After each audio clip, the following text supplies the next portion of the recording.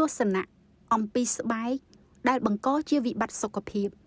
រាតត្បាតខ្លាំងក្នុងចំណោមក្មេងស្រីនិងស្ត្រីដែលមានការអប់រំទាបនៅកម្ពុជា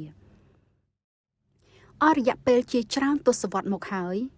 រាប់ចាប់តាំងពីកម្ពុជាងើបពីសង្គ្រាមមានទូរទស្សន៍ទស្សនាវដ្តីនិងចុងក្រោយនេះគឺអ៊ីនធឺណិតដ៏សម្បូរបែបដែលជាឧបករណ៍ទំនើបពេញនិយមសម្រាប់ប្រើប្រាស់ក្នុងការមើលនិងប្រៀបធៀបគ្នាអំពីស្តង់ដារជីវិតរស់នៅការប្រស្រ័យតាក់ទងគ្នាលើកដំបូងមនុស្សសម្លឹងមើលគ្នាហើយវិនិច្ឆ័យគោរពរាប់អានលើកតម្កើងឬរើសអើងដោយគំហើញនៃសម្បុរស្បែកខាងក្រៅជាមុនសិនទម្រាំចូលដល់សម្ព័ន្ធភាពជ្រាលជ្រៅដែលអាចដឹងបានដល់ចិត្តគំនិតខាងក្នុងមានអ្នកខ្លះផ្ដាច់ទំនាក់ទំនងតាំងពីឃើញពណ៌ស្បែកស្រគាំស្រអាប់មិនគប់ចិត្តជាលើកដំបូងម្លេះអ្នកមានស្បែកពណ៌សភ្លឺគេកំណត់ថាជាមនុស្សជោគជ័យខ្លាំងពូកែមានធនធានជាប់ពួចចិនយួនជាអ្នកឆ្លាតដែលអាចពឹងពាក់បានអ្នកមានស្បែកពណ៌ត្នោតក្រហមដិតគេកំណត់ថាជាមនុស្សក្រីក្រអន់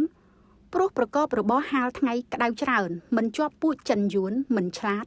អសមត្ថភាពក្នុងជីវិតនេះជាផ្នត់គំនិតដែលអាក្រក់ជាងជំងឺរាតត្បាតធម្មតាទៅទៀតវាលើសពីបញ្ហាវិបត្តិវប្បធម៌គឺទស្សនៈនេះคล้ายជាអាវុធសម្រាប់មនុស្សយ៉ាងសាហាវនៅពាសពេញប្រទេសកម្ពុជាជាពិសេសស្ត្រីក្មេងៗដែលរស់នៅក្នុងសង្គមមួយដែលខ្វះការអប់រំដោយជឿទៅតាមពាក្យញុះញង់របស់ឈ្មួញអសិលធម៌នារីក្មេងៗយល់ព្រមចាយលុយទិញក្រែមគីមីដែលគេផ្សាយតាមបណ្ដាញព័ត៌មានថានឹងជួយបដូរពណ៌ស្បែករបស់ពួកនាងឲ្យបានសភ្លឺរលោងស្អាតជាងមុនក្នុងរយៈពេលខ្លីបំផុតជំនឿដ៏ងងឹតនេះมันអាចបំភ្លឺបានដោយត្រឹមតែពាក្យណែនាំរបស់អ្នកជំនាញសើស្បែកវិជ្ជបណ្ឌិតឯកទេសស្បែកតែម្យ៉ាងទេវាទាមទារឲ្យមានជនរងគ្រោះពីការប្រើផលិតផលបដូរពណ៌ស្បែកនោះក្លាហានហ៊ានចេញមុខសារភាពនិងប្រកាសប្រាប់អ្នកដទៃទៀតអំពីគ្រោះថ្នាក់នៃផលិតផលបដូរពណ៌ស្បែកថែមទៀតផងខ្ញុំសូមលើកករណីពិតជាក់ស្ដែងមួយនៅក្នុងមជ្ឈមណ្ឌលលាងឈាមនៃមន្ទីរពេទ្យដ៏ធំមួយដែលខ្ញុំតែងតែជូនឪពុកខ្ញុំទៅលាងឈាមប្រចាំសប្តាហ៍កាលពីគាត់នៅមានជីវិតឪពុកខ្ញុំខូចតម្រងនោមដោយសារជំងឺលើសឈាមទឹកនោមផ្អែមដែលតម្រូវឲ្យលាងឈាមជាប្រចាំដើម្បីពន្យាជីវិតគាត់លាងឈាមបានតែកន្លះឆ្នាំក៏ទ្រាំលេងបាននិងធ្វើមរណកាលទៅនៅក្នុងអាយុ73ឆ្នាំ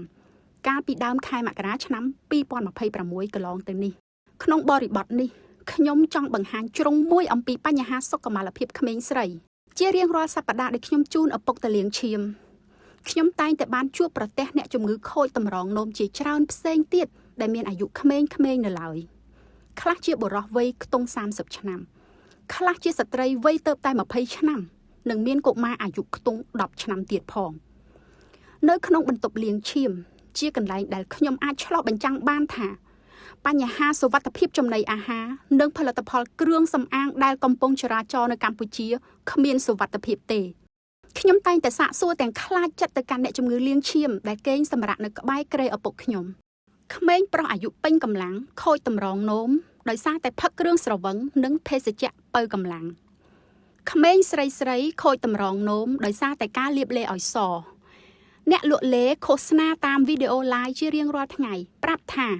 លាបទៅមិនគ្រោះថ្នាក់ទេខ្ញុំក៏លាបដែរមើលណែឃើញទេខ្ញុំលាបរាប់ឆ្នាំហើយបើស្លាប់វាស្លាប់យូរហើយពាក្យឃោសនាភូតកុហកបានបណ្ដាលឲ្យក្មេងស្រីដែលខ្វះចំណេះដឹងព្រមជឿតាមយកប្រាក់ទៅទិញឡេទាំងអស់នោះលាបបំពកលើរាងកាយតាំងពីកញ្ចឹងកចុះមកដល់ចុងជើងជារៀងរាល់ថ្ងៃនិងអនុវត្តជាច្រើនឆ្នាំជាប់គ្នាកាលពីជំងឺធ្វើទុកដំបូងនាងមិនជឿថានាងខូចតម្រងនោមដោយសារលាបឡេទេរហូតដល់ជីវិតនៅសល់តែដង្ហើមចង្រិតទើបនាងព្រមជឿប៉ុន្តែទម្រាំតែដល់ពេលនោះអ្វីឈានដល់ដំណាក់កាលសង្គ្រោះដោយពិបាកនោះគឺការលាងឈាមប្រចាំខែដែលតម្រូវឲ្យចំណាយលុយកាក់អស់ច្រើនជាអតិបរមាដើម្បីគ្រាន់តែពន្យាជីវិតរងចាំសេចក្តីស្លាប់នៅថ្ងៃដែលអស់លុយលាងឈាមវាជារឿងសង្វេគខ្លាំងណាស់រយៈកន្លះឆ្នាំដែលខ្ញុំចេញចូលក្នុងបន្ទប់លាងឈាមនៅមន្ទីរពេទ្យដើម្បីកំដរឪពុកជរារបស់ខ្ញុំគឺខ្ញុំបានរៀនសូត្រច្រើនពីជនរងគ្រោះដែលគ្មានភាពក្លាហានក្នុងការបកអាក្រាតម្ចាស់ផលិតផលដ៏អាក្រក់ទាំងអស់នោះ តើពពួកលេលាបលើស្បែកធ្វើឲ្យស្បែកបដូរពណ៌ទៅជាសបានជ្រាបចូលទៅបំផ្លាញតម្រងនោមរបស់អ្នកប្រើប្រាស់ដោយរបៀបណាលេធ្វើឲ្យស្បែកសគឺជាឧស្សាហកម្មដ៏អសិលធម៌មួយដែលអង្គការអន្តរជាតិនានាក្នុងពិភពលោកធ្វើយុទ្ធនាការប្រឆាំងយ៉ាងមោះមុតអស់រយៈពេលជាយូរឆ្នាំណាស់មកហើយកន្លងមកអង្គការទាំងនោះធ្លាប់បានដាក់ពាក្យប្តឹងទៅកាន់ស្ថានីយទូរទស្សន៍ជាច្រើនជាពិសេសទូរទស្សន៍ក្នុងតំបន់អាស៊ីអាគ្នេយ៍ដែលបានផលិតវីដេអូផ្សាយពាណិជ្ជកម្មលេលាបស្បែកតាមរយៈការប្រៀបធៀបគ្នានៅសម្បុរស្បែកខ្មៅនិងសមាតិកាខ្លះបាននិពន្ធឡើងដោយការតេស្តដៀលស្បែកខ្មៅហើយញុះញង់ឲ្យមនុស្សព្រមទិញផលិតផលលាបស្បែកដើម្បីលុបបំបាត់ស្បែកពណ៌ខ្មៅដែលគេផ្សាយថាជាស្បែកអាក្រក់ថោកទាបមិនល្អត្រូវតែបដូរចេញការតស៊ូមតិអស់រយៈពេលជាង50ឆ្នាំរបស់ក្រុមអ្នកប្រាជ្ញអ្នកវិទ្យាសាស្ត្រផ្នែកសុខភាពធ្វើឡើងយ៉ាងលំបាកទម្រាំតែអាចអប់រំមនុស្សបានខ្លះដំបូងឡើយបើត្រឹមតែការពន្យល់ពីភាពអសិលធម៌ក្នុងការប្រៀបធៀបពណ៌ស្បែករាងកាយគ្នានោះវានៅមិនទាន់គ្រប់គ្រាន់ក្នុងការជំរុញឲ្យមនុស្សបញ្ឈប់សកម្មភាពផ្សាយពាណិជ្ជកម្មបែបអមនុស្សធម៌នោះបានទេរហូតដល់ក្រុមវិជ្ជបណ្ឌិតលើកបង្ហាញអំពីផលប៉ះពាល់សរីរាង្គខាងក្នុងនិងប៉ះពាល់ដល់អាយុជីវិតផងទើបឃើញមានការប្រែប្រួលប្រសើរឡើងវិញខ្លះជាពិសេសក្នុងរបៀបធ្វើទីផ្សាររបស់ពួកឈ្មួញនៅពេលដែលគោលដៅសោភ័ណភាពគឺការធ្វើឲ្យសម្បុរស្បែកមានពណ៌សជាងមុននោះគឺថាអ្វីដែលមនុស្សត្រូវចំណាយមិនមែនត្រឹមតែលុយកាក់នឹងពេលវេលាទេពួកគេត្រូវចំណាយទាំងអាយុជីវិតថែមទៀតស្ដាប់ហើយគួរសង្វេគខ្លាំងណាស់ដើម្បីតស៊ូមតិប្រកបដោយប្រសិទ្ធភាពយើងត្រូវតែយល់ពីសារធាតុពុល3ប្រភេទដែលមាននៅក្នុងល្បាយក្រែមលាបស្បែកដែលអាចជួយធ្វើឲ្យស្បែកប្រែជាពណ៌សទី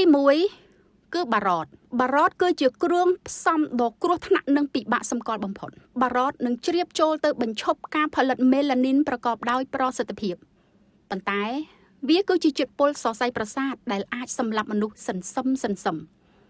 ទី2គឺអ៊ីដ្រូគីណូនជារឿយសារធាតុនេះគេប្រើវាតែនៅក្នុងដំណើរការផលិតកម្មឧស្សាហកម្មទេសារធាតុអ៊ីដ្រូគីណូនអាចបណ្ដាលឲ្យមានជំងឺម្យ៉ាងឈ្មោះអូក្រូណូស៊ីសដែលជាជំងឺដែលបណ្ដាលឲ្យស្បែកទៅជាស្រអាប់និងជាំខៀវខ្មៅឬប្រផេះជាអចិន្ត្រៃយ៍នៅលើស្បែកដែលវាផ្ទុយពីប្រសិទ្ធភាពដែលអ្នកប្រើប្រាស់លេប្រាថ្នាចង់បានទី3គឺក័កទីកូស្តេរ៉ូអ៊ីតសារធាតុនេះធ្វើឲ្យស្បែកទៅជាស្ដើងឡើងសរសៃដោយសារតែវាបានបង្ក្រាបប្រព័ន្ធភាពស៊ាំធ្វើឲ្យអ្នកប្រើប្រាស់ងាយនឹងឆ្លងមេរោគនិងឡើងប្រេះបែកសង្វារជាអចិន្ត្រៃយ៍គុណវិបត្តិដ៏អាក្រក់មួយទៀតនៃលេដែលធ្វើឲ្យស្បែកប្រែជាពណ៌សគឺដោយសារតែស្បែកគឺជាសរីរាង្គធំបំផុតរបស់រាងកាយដូច្នេះវាស្រូបយកសារធាតុគីមីទាំងនេះដោយផ្ទាល់ទៅក្នុងចរន្តឈាមហើយវានឹងបន្តតភ្ជាប់ទៅតម្រងនោមរហូតដល់អ្នកលាបលេជាប្រចាំនឹងត្រូវតែចុះខ្សោយតម្រងនោមឈានដល់ការខូចតម្រងនោមព្រោះថាតម្រងនោមដើរតួជាប្រព័ន្ធច្រោះជាតិពុលរបស់រាងកាយ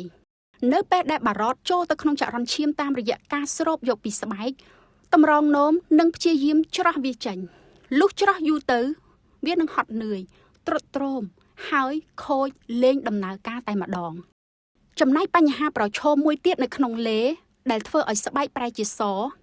គឺហានិភ័យនៃសារធាតុដែលធ្វើឲ្យកើតមហារីកស្បែកជាធម្មតាមេឡានីនគឺជាអ្នកការពារស្បែករបស់យើងពីធម្មជាតិប្រឆាំងនឹងពន្លឺព្រះអាទិត្យដ៏ក្តៅស្ទើរឆេះនៅពេលណាដែលយើងលាបលេគីមីប្រភេទនោះវាស្មើនឹងយើងបានដកហូតយកសារធាតុការពារនេះចេញហើយជាចុងក្រោយអ្នកប្រើប្រាស់នឹងបាត់បង់ឆាត់ជីវសាស្ត្ររបស់ស្បែកខ្លួនឯងមានន័យថាស្បែកត្រូវបាត់បង់ការការពារទាំងស្រុងអ្នកប្រើប្រាស់លេគីមីមិនអាចស្លៀកពាក់បិទបាំងឬពាក់មួកឬបាំងឆាត់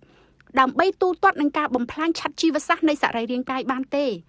នៅពេលដែលគ្មានរបាំងការពារគឺមេឡានីននោះកាំរស្មី UV នឹងជ្រាបចូលទៅក្នុងកោសិកាស្បែកកាន់តែជ្រៅអ្នកប្រើប្រាស់នឹងប្រឈមជាមួយជំងឺមហារីកស្បែកដែលពិបាកសង្គ្រោះបំផុតតាមការពិតកម្ពុជាក៏មានអនុក្រឹត្យស្ដីពីការគ្រប់គ្រងផលិតផលគ្រឿងសម្អាងដែរក្នុងនោះក្រសួងសុខាភិបាលត្រូវបានផ្ដល់សិទ្ធិអំណាចយ៉ាងពេញលេញក្នុងការបញ្ជាឲ្យបញ្ឈប់ចរាចរណ៍ផលិតផលដែលបង្កគ្រោះថ្នាក់ទាំងអស់នោះប៉ុន្តែបញ្ហានៅត្រង់ថាពួកអ្នកលក់ជាច្រើនបានយកផលិតផលល្អមានគុណភាពនិងសុវត្ថិភាពទៅចុះបញ្ជីក្រោយពីទទួលបានអាជ្ញាប័ណ្ណរួច ពួកគេបែរជាលុបលួចលាយល្បាយគីមីពុលជាសម្ងាត់ដោយដែលបានរៀបរាប់ខាងលើទៅក្នុងផលិតផលដើម្បីជំរុញដល់ប្រសិទ្ធភាពនៃការបដូរពណ៌ស្បែកអ្នកប្រើប្រាស់